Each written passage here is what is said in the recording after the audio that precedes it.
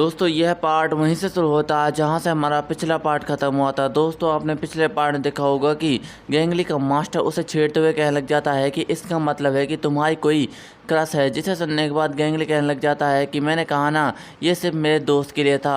और फिर इसके बाद हम देखते हैं कि रात हो चुकी होती है और हालू एक रास्ते से जा रहा होता है और वह अपने मन में कहने लग जाता है कि मुझे सिर्फ अपने घर जाने की ज़रूरत है। टूर्नामेंट के मुकाबले को सिर्फ एक हफ्ता बचा हुआ है और मैं किसी ऐसी सिचुएशन में नहीं फंसना चाहता जिसकी वजह से मुझे काफ़ी ज़्यादा प्रॉब्लम हो। फिर इसके बाद वह कहने लग जाता है कि लेकिन मैं एक ऐसी जगह पर जाना चाहता हूं जहां पर बहुत सारे बदमाश हो। मुझे ऐसा लगता है कि जैसे मुझे इस चीज़ की बहुत ही ज़्यादा ज़रूरत है। उस दिन उन बदमाशों को पीटने के बाद मुझे लगने लगा था कि यह मेरे लिए काफ़ी ज़्यादा मज़ेदार है और मुझे इसमें काफ़ी ज़्यादा मज़ा भी आ रहा था। मैं चाहता हूं कि कोई बदमाश मेरे पास आए और मुझसे लड़ाई करे ताकि मैं उसे मज़ा चखा सकूं। ये काफ़ी ज़्यादा मज़ेदार होगा। लेकिन हम अचानक से देखते हैं कि हमारे मेन कैरेक्टर हानुल को कोई आवाज़ देता है और कहने लग जाता है कि है ज़रा तुम इधर आओ। जिसे सुनने के बाद हानुल भी थोड़ा सा हैरान हो जाता है और हम देखते हैं कि ये कुछ बदमाश होते हैं जो हानुल को अपने पास बुला रहे होते हैं। जिसे देखने के बाद हानुल थोड़ा सा हैरान हो जाता है और अपने मन में कहने लग जाता है कि इन लोगों को देखकर मुझे डर क्यों लग रहा है। ऐसा लगता है कि मेरा दिल सीने में ज़ोर ज़ोर से धड़क रहा है और ये सीने में ही फट जाएगा। मुझे अपनी बातों का काफ़ी ज़्यादा पछतावा हो रहा है। और हम देखते हैं कि अचानक कोई लड़का आता है और हमारे मेन कैरेक्टर के पीछे एक ज़ोरदार वार कर देता है जिसकी वजह से हमारा मेन कैरेक्टर हानुल ज़मीन पर जाकर गिर जाता है और वह लड़का गुस्से में आकर कहने लग जाता है कि है बास्टर्ड, क्या तुम्हें सुनाई नहीं देता कि मैं कितनी देर से तुम्हें बुला रहा हूँ? क्या तू मेरे हाथों से मरना चाहता है? अगर तू मेरे हाथों से मरना नहीं चाहता तो तुम्हारे पास जो भी सामान मौजूद है वह धीरे धीरे कर निकालना स्टार्ट कर दो। और हम देखते हैं कि यह बात सुनने के बाद हानुल वहाँ से उठने लग जाता है और कहने लग जाता है कि मेरे पास कुछ भी नहीं है। जिसे सुनने के बाद वह लड़का हंसते हुए लग जाता है कि क्या तू मुझसे बहादुर बनने की कोशिश कर रहा है? अब जल्दी से अपने चश्मे उतार, नहीं तो मेरे हाथों से तू काफ़ी ज़्यादा पिटने वाला है। जिसे सुनने के बाद हानुल उसकी बातों का कोई भी जवाब नहीं देता और वह लड़का कहने लग जाता है कि क्या तुम्हें सुना ही नहीं देता कि मैंने तुमसे कहा था कि तुम अपना चश्मा उतार? अगर तुमने अपना चश्मा नहीं उतारा तो मैं तुम्हें काफ़ी ज़्यादा पीटने वाला हूँ, अब जल्दी करो। और हम देखते हैं कि हानुल उसकी बातों का कोई भी जवाब नहीं दे रहा होता है और वह लड़का काफ़ी ज़्यादा गुस्सा हो जाता है और कहने लग जाता है कि अब तो लगता है कि तू मेरे हाथों से पिटना चाहता है, तू मेरे हाथों से मरेगा।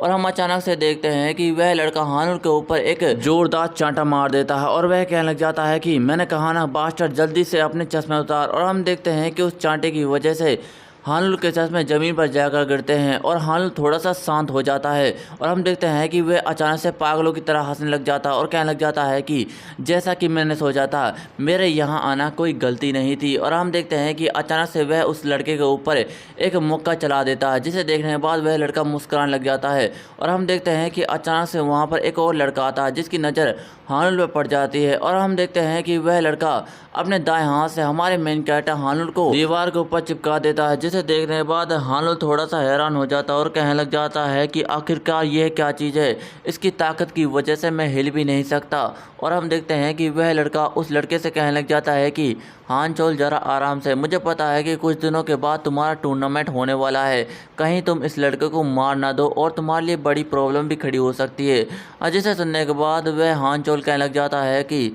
तुम अपनी जुबान बंद करो, मैं सिर्फ अपना काम ख़त्म करने वाला हूँ। और हम देखते हैं कि वह लड़का हमारे मेन कैरेक्टर हानुल के ऊपर एक जोरदार मुक्का चला देता है जिसे देखने के बाद हानुल अपने मन में कहने लग जाता है कि अगर इसका मुक्का मुझे पड़ा तो शायद मैं मर भी सकता हूँ। और हम देखते हैं कि जैसे वह मुक्का हानुल के लगने ही वाला होता है कि हानुल की नज़र उसके दाएं हाथ पर जाती है जो कि काफ़ी ज़्यादा ढीला हो चुका होता है और इसका फ़ायदा उठाते हुए हानुल उसकी ग्रिप से बच जाता है। जिसे देखने के बाद वह लड़का भी थोड़ा सा हैरान हो जाता है और हानुल झुकते हुए कहने लग जाता है कि इसकी ताकत बहुत ही ज़्यादा है, मुझे इसे हराने के लिए इसके पैरों पर वार करना होगा ताकि मैं इसे कंट्रोल कर सकूँ। और हम देखते हैं कि हानुल अचानक से एक ज़ोरदार लात उस लड़के के पैरों पर दे मारता है और अपने मन में हंसते हुए कहने लग जाता है कि यह ठीक है, मुझे लगता है कि इससे काम हो जाना चाहिए।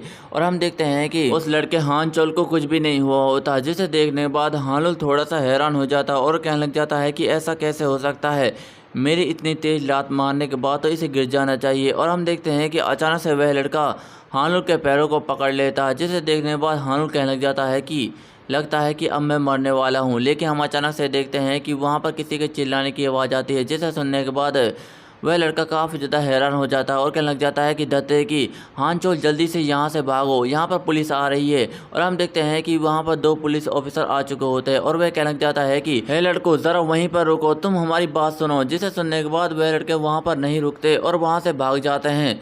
फिर इसके बाद हमें एक गली का सीन दिखाया जाता है और हम देखते हैं कि वह दोनों लड़के वहाँ पर भागकर आ चुके होते हैं और वह लड़का कहने लग जाता है कि हानचोल, तुमने उस लड़के को जाने क्यों दिया?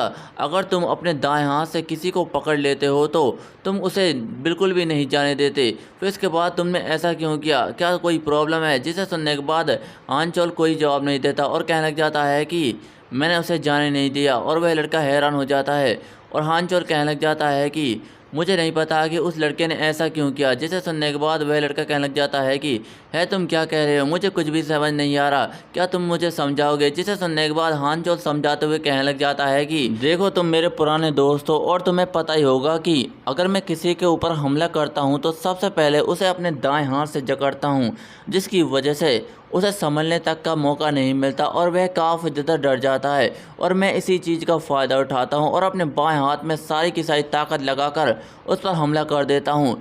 लेकिन इसी वक्त में एक थोड़ा सा वक्त ऐसा होता है कि जब मैं अपने दाएं हाथ की जकड़ थोड़ी सी ढीली कर देता हूँ, लेकिन यह समय इतना ज़्यादा कम होता है कि कोई भी मेरे हाथों से नहीं निकल सकता। लेकिन वह लड़का काफ़ी ज़्यादा अलग था, वह मेरे हाथों से काफ़ी ज़्यादा आसानी के साथ निकल गया। मुझे उसमें काफ़ी ज़्यादा इंटरेस्ट आ रहा है और उसकी ताकत तो काफ़ी ज़्यादा कमाल की थी। मैं आशा करता हूँ कि दोबारा से मैं उस लड़के से मिलना चाहता हूँ। फिर इसके बाद हमें एक गली का सीन दिखाया जाता है और हम देखते हैं कि वहाँ पर हमारा मेन कैरेक्टर हानुल अपने चश्मे पहन रहा होता है और अपने मन में कहने लग जाता है कि ये यहाँ पर क्या हो गया? मैं इतनी ट्रेनिंग करने के बावजूद भी मैं बहुत ही ज़्यादा कमज़ोर हूँ। मैं ऐसी शर्मिंदगी दोबारा से कभी भी नहीं देखना चाहता। आखिरकार मैं क्या कर सकता हूँ? और हम देखते हैं कि अचानक से उसके सामने कोई आ जाता है, जिसे देखने के बाद हानुल थोड़ा सा हैरान हो जाता है और हम देखते हैं कि वह उसका मास्टर होता है, जो उससे कहने लग जाता है कि यही तो होता है असली वज़न का डिफरेंट। जिसे सुनने के बाद हानुल थोड़ा सा हैरान हो जाता है और कहने लग जाता है कि वज़न का डिफरेंट, इसका क्या मतलब है मास्टर? क्या मैं उस वज़न वाले इंसान को कभी भी नहीं हरा पाऊँगा? जिसे सुनने के बाद उसका मास्टर कहने लग जाता है कि नहीं, ऐसा बिल्कुल भी नहीं है। भला तुम एक वज़न वाले इंसान को कैसे हरा सकते हो? तुम तो अभी एक हाई सेकुलर हो। तुम चाहे कितनी भी मेहनत कर लो, लेकिन तुम ऐसे वज़न वाले इंसान को तो कभी भी नहीं हरा पाओगे। तुम सिर्फ उन्हीं इंसानों को हरा सकते हो जो तुम्हारी बराबरी कर सकते हैं। जिसे सुनने के बाद हानुल गुस्सा हो जाता है और कहने लग जाता है कि मास्टर, आपके कहने का क्या मतलब है? क्या मैं इतने दिनों से जो मेहनत कर रहा था वह सारी की सारी बेकार है? जिसे सुनने के बाद वह मास्टर कहने लग जाता है कि तुम बहुत ही ज़्यादा बेवकूफ़ हो, कम से कम मेरी बात तो सुन लो। अगर तुमने उस वज़न वाले इंसान को हराना है तो तुम्हें अपना वज़न भी बढ़ाना होगा। फिर इसके बाद हमें अगले दिन का सीन दिखाया जाता है और हम देखते हैं कि किसी कमरे के अंदर बहुत सारे केले, अंडे और बहुत सारा मीट पड़ा हुआ होता है और हम देखते हैं कि यह सारा का सारा खाना हानुल के लिए होता है। और हानुल इतने सारे खाने को देखकर काफ़ी ज़्यादा हैरान हो रहा होता है और कहने लग जाता है कि मास्टर, ये खाना तो बहुत ज़्यादा है, भला मैं इतने सारे खाने को कैसे खा सकता हूँ? जिसे सुनने के बाद वह मास्टर कहने लग जाता है कि अगर तुम इस खाने को नहीं खाना चाहते तो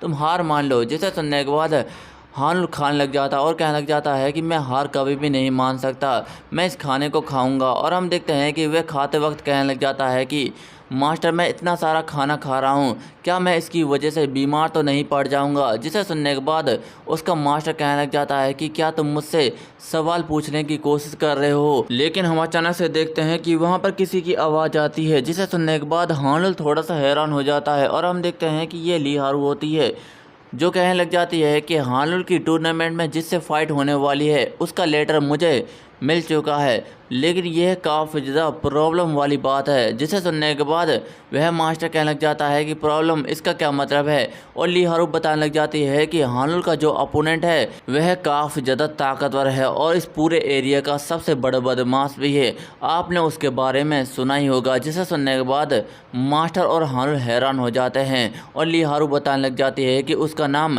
हानचोल है। और इसका नाम सुनते ही हमारा मेन कैरेक्टर बहुत ही ज़्यादा हैरान हो जाता है और वह मास्टर कहने लग जाता है कि अचानक से तुम इतने ज़्यादा हैरान क्यों हो गए? क्या तुम इस लड़के को पहले से ही जानते हो? जिसे सुनने के बाद हानुल कहने लग जाता है कि हाँ मैं इसको जानता हूँ, ये वही इंसान है जिसके साथ मेरी कल फाइट हुई थी। जिसे सुनने के बाद वह मास्टर कहने लग जाता है कि क्या ये सच है? इसका मतलब है कि यह हमारे लिए बहुत बड़ी प्रॉब्लम की बात है। जिसे सुनने के बाद लियारू कहने लग जाती है कि अंकल क्या आप इस लड़के को जानते हैं? जिसे सुनने के बाद वह मास्टर कहने लग जाता है कि हाँ मैंने इस लड़के को कल ही देखा था।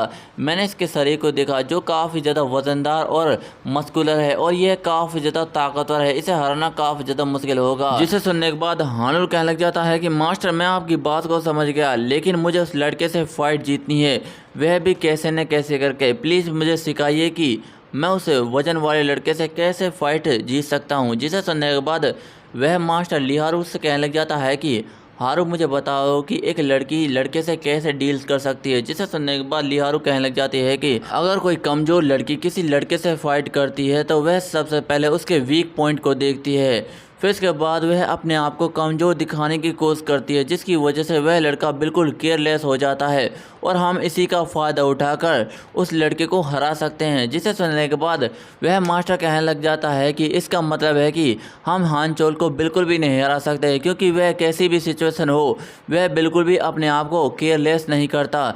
जिसे सुनने के बाद हानुल हैरान हो जाता है और वह मास्टर बताने लग जाता है कि अगर हमें हान चोल को हराना है तो हम उसके लापरवाह होने का बिल्कुल भी इंतजार नहीं कर सकते। हमें कोई और रास्ता ढूंढना होगा उसकी कमजोरियों को ढूंढने के लिए। और वह कहने लग जाता है कि मुझे बिल्कुल भी समझ नहीं आ रहा कि हानुल जैसा इंसान भला हान चोल को कैसे हरा सकता है।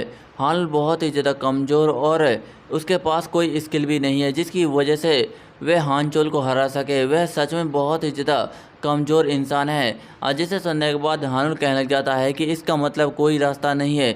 जिसे सुनने के बाद वह मास्टर थोड़ा सोचने लग जाता है और कहने लग जाता है कि मैंने इसके बारे में सोचा नहीं, लेकिन अगर तुम अपनी रफ्तार को बढ़ा लो तो यह तुम्हारी काफ़ी ज़्यादा मदद कर सकता है। जिसे सुनने के बाद हानुल थोड़ा सा हैरान हो जाता है और वह मास्टर बताने लग जाता है कि देखो हान चोल बहुत ही ज़्यादा वज़नदार इंसान है जिसकी वजह से वह ज़्यादा हलचल नहीं कर सकता, लेकिन वहीं दूसरी तरफ तुम काफ़ी ज़्यादा हल्के और कमज़ोर इंसान हो। अगर तुम अपनी रफ्तार को बढ़ा लो तो यह तुम्हें हान चोल को हराने में काफ़ी ज़्यादा मदद कर सकता है। जिसे सुनने के बाद हानुल कहने लग जाता है कि इसका मतलब है कि मुझे ज़्यादा खाने पीने की ज़रूरत बिल्कुल भी नहीं है। जिसे सुनने के बाद वह मास्टर थोड़ा सा गुस्सा हो जाता है और कहने लग जाता है कि बेवकूफ़ तुम मेरी बात को समझ नहीं रहे हो। अगर तुम्हें अपनी रफ्तार को बढ़ाना है तो तुम्हें सबसे पहले खाना खाना स्टार्ट करना होगा ताकि तुम्हारी मांसपेशियाँ काफ़ी ज़्यादा मजबूत हो सके। और हम देखते हैं कि यह बात हानुल को बिल्कुल भी समझ नहीं आई हुई होती और वह मास्टर बताने लग जाता है कि देखो जरा, एक मेसी जैसा फुटबॉल प्लेयर भी 60 किलो का इंसान है, लेकिन उसकी मांसपेशियाँ 70 किलो इंसान से भी ज़्यादा मजबूत और कठोर है, जिसकी वजह से वह आसानी के साथ 170 किलोमीटर तक उछल सकता है और उसकी ताकत काफ़ी ज़्यादा बेमिसाल है। लेकिन अगर वहीं पर तुम्हारी मांसपेशियों की बात की जाए तो वह काफ़ी ज़्यादा कमज़ोर है, इसलिए तुम्हें अपने वज़न को 73 किलो तक बढ़ाना होगा। जिसे सुनने के बाद हानुल हैरान हो जाता है और हम देखते हैं कि वह लगातार खाना खाने लग जाता है। फिर इसके बाद हमें रात का सीन दिखाया जाता है और हम देखते हैं कि जिम के अंदर कोई ट्रेनिंग कर रहा होता है और हम देखते हैं कि ये हानुल होता है जो किसी रबड़ बैंड से बांधकर ट्रेनिंग कर रहा होता है। और हम देखते हैं कि अचानक से वह रबड़ टूट जाती है और हानुल सीधा जाकर ज़मीन पर गिर पड़ता है और वह कहने लग जाता है कि मास्टर मैं इतने दिनों से काफ़ी ज़्यादा मेहनत कर रहा हूँ, क्या मैं अपने से ज़्यादा बड़े और ताकतवर इंसान को हरा सकता हूँ। जिसे सुनने के बाद उसका मास्टर थोड़ा सा मुस्कुराने लग जाता है और कहने लग जाता है कि तुम्हें ज़्यादा सोचने की कोई भी ज़रूरत नहीं है, तुम्हारी ट्रेनिंग ख़त्म होती है, अब जाओ, अब तुम 6 घंटे के लिए आराम से सो जाओ, तो हम कल से दोबारा से शुरू करेंगे। जिसे सुनने के बाद हानुल कहने लग जाता है कि मास्टर मैं पहले से ही दोपहर में सो चुका हूँ क्योंकि आपने मुझे सोने के लिए कहा था। जिसे सुनने के बाद उसका मास्टर कहने लग जाता है कि देखो हमारे पास 6 दिन है और इन 6 दिनों तक हम 2 बार सोएंगे और 2 बार ट्रेनिंग करेंगे, यानी कि हम 2 दिनों को 1 दिन में इस्तेमाल करेंगे। हम 2 बार खाएंगे और 2 बार सोएंगे, हम बहुत ही ज़्यादा मेहनत करेंगे। जिसे सुनने के बाद हानुल कहने लग जाता है कि इस बात से तो कोई भी फ़र्क नहीं पड़ने वाला मास्टर, क्या इसकी वजह से मैं ताकतवर हो सकता हूँ। जिसे सुनने के बाद वह मास्टर कहने लग जाता है कि तुम सच में बहुत ही ज़्यादा बेवकूफ़ हो, मैं तुम्हें दोबारा से समझाऊंगा, लेकिन इसके बाद मैं तुम्हें कभी भी नहीं समझाने वाला। और वह कहने लग जाता है कि देखो ज़रा, एक इंसान के अंदर बहुत सारी मांसपेशियाँ होती हैं और यही मांसपेशियाँ हमें खड़े रहने, हमें मजबूत बनाने या फिर किसी से फाइट करने में हमारी काफ़ी ज़्यादा मदद करती हैं। जिसे सुनने के बाद हानुल कहने लग जाता है कि इसका मतलब है कि मास्टर, मुझे अपनी मांसपेशियों पर काफ़ी ज़्यादा ध्यान देना होगा और इनका अच्छे से ख्याल रखना होगा। जिसे सुनने के बाद वह मास्टर कहने लग जाता है कि नहीं, बल्कि तुम्हें इसका उल्टा करना है। जिसे सुनने के बाद हानुल कहने लग जाता है कि क्या उल्टा, इसका क्या मतलब है। जिसे सुनने के बाद वह मास्टर कहने लग जाता है कि अभी जो तुम कर रहे हो बस तुम्हें वही करना है, तुम्हें सिर्फ अपनी मांसपेशियों को तकलीफ़ देना है। जिसे सुनने के बाद हानुल कहने लग जाता है कि इसका क्या मतलब है मास्टर। और वह मास्टर बताने लग जाता है कि देखो, वैसे तो हमारी मांसपेशियाँ काफ़ी ज़्यादा कमज़ोर होती हैं, लेकिन अगर हम ट्रेनिंग करते हैं तो ये मांसपेशियाँ पूरी तरीके से डैमेज हो जाती हैं और धीरे धीरे अपने आप को रिकवर करके और भी ज़्यादा मजबूत बना लेती है। यानी कि तुम जितनी ज़्यादा ट्रेनिंग करोगे यह मांसपेशियाँ उतनी ज़्यादा मजबूत होती जाएंगी, यानी कि यह धीरे धीरे तुम्हें स्ट्रॉन्ग और ताकतवर बना देगी। लेकिन इनको रिकवर करने के लिए काफ़ी ज़्यादा समय चाहिए, जो समय सोने का होता है। अगर तुम सोओगे तो ये मांसपेशियाँ और भी ज़्यादा मजबूत हो जाएंगी। जिसे सुनने के बाद हानुल कहने लग जाता है कि इसका मतलब है आप मुझे यह सोने के लिए कह रहे थे।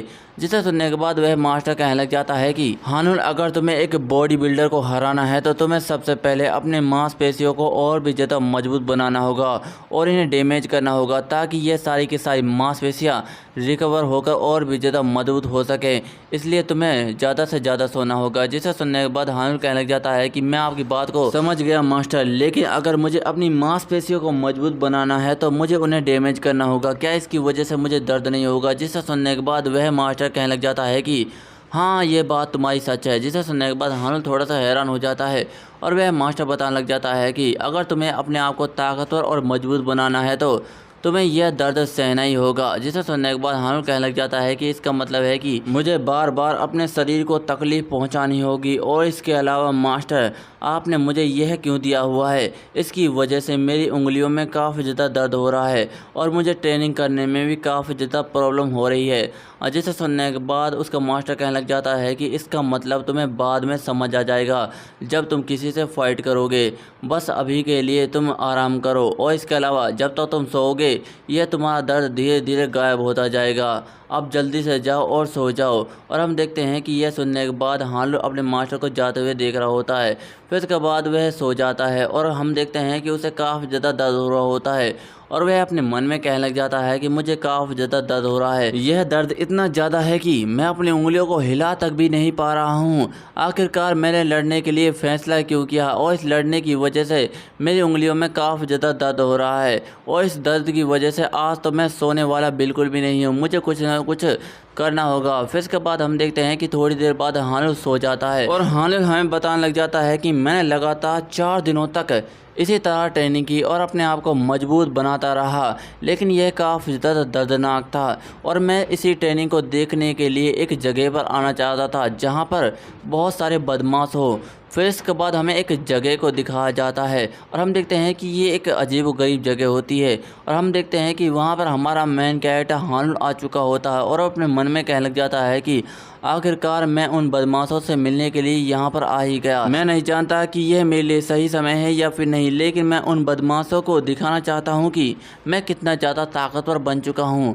और हम देखते हैं कि हानुल एक जगह पर आकर रुक चुका होता है और कहने लग जाता है कि चलो फिर ठीक है, मैं इस जगह पहुँच ही गया। और हम देखते हैं कि इस जगह का नाम किंग बिलियर्ड्स होता है, जो कि एक क्लब होता है। और हम देखते हैं कि हानुल उसके अंदर घुस जाता है और कहने लग जाता है कि ये एक ऐसी क्लब है जहाँ पर हर कोई इंसान आ सकता है, बड़ा बूढ़ा बच्चा, यहाँ तक भी एक फैमिली भी आ सकती है। यहाँ पर सारे के सारे बदमाश एंजॉय करने के लिए आते हैं और काफ़ी ज़्यादा मज़े भी करते हैं। और हम देखते हैं कि हानुल उस जगह पहुँच चुका होता है और कहने लग जाता है कि आखिरकार मैं इस जगह पर आकर डर क्यों रहा हूँ, मैंने तो इस दिन के लिए काफ़ी ज़्यादा तैयारी की थी, क्या मुझे यहाँ से चले जाना चाहिए। और वह अचानक से कहने लग जाता है कि नहीं, मैं इस जगह से नहीं जा सकता, मैंने इस दिन के लिए काफ़ी ज़्यादा ट्रेनिंग की है, अब मैं दिखाना चाहता हूँ कि मैं कितना ज़्यादा ताकतवर हूँ।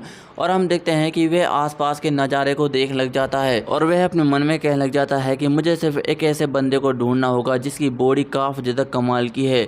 और हम देखते हैं कि उसे एक बंदा दिखाई देता है और वह कहने लग जाता है कि इसकी बॉडी काफ़ी ज़्यादा वजनदार है लेकिन ये काफ़ी ज़्यादा छोटा है। फिर उसके बाद उसे एक और मोटा बंदा दिखाई देता है और वह अपने मन में कहने लग जाता है कि ये काफ़ी ज़्यादा मोटा है लेकिन इसके बिल्कुल भी मसल्स नहीं है। और वह कहने लग जाता है कि मैंने कभी भी नहीं सोचा था कि हान चोल जैसा मजबूत और मस्कुलर बंदा ढूंढना इतना ज़्यादा मुश्किल होगा। और हम देखते हैं कि अचानक से हानुल को किसी की आवाज़ आती है और हम देखते हैं कि वहाँ पर एक बहुत ही ज़्यादा बड़ा और मस्कुलर बंदा आ चुका होता है। और वह कहने लग जाता है कि है हाई स्कूलर्स, जब मैं बाथरूम गया था तो तुमने मेरी बॉल को टच तो नहीं किया था, अगर किसी ने टच किया तो वह मेरे हाथों से मारा जाएगा। और दोस्तों इसी के साथ ही हमारे यह चैप्टर भी एंड हो जाता है। दोस्तों आपको यह चैप्टर कैसा लगा कमेंट में ज़रूर बताएं। आपको वीडियो पसंद आई तो वीडियो को लाइक एंड चैनल पर नए हो चैनल सब्सक्राइब कर लीजिए। मिलता है अगली वीडियो में, धन्यवाद।